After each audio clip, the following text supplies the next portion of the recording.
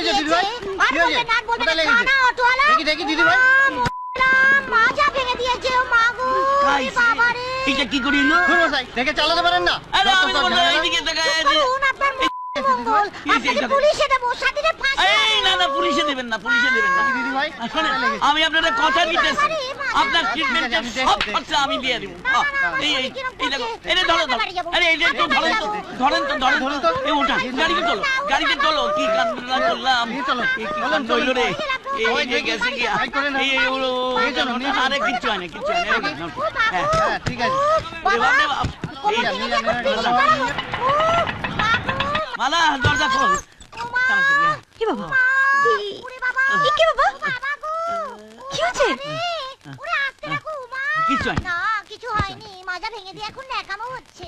কি বাবা? আমার অটোতে অ্যাক্সিডেন্ট হয়েছে, তুই আরে দেখ, আমি ডাক্তার লয়ে আসি। কি বাবা, তাকে ঘরে এনে তুললে কেন? হাসপাতালে নিয়ে যেতে আরে পারলে? বুকা মাইয়া, হাসপাতালে লইয়ে গেলে তো পুলিশ কেস হইতো, তাই তোর ঘরে লইয়ে এলাম।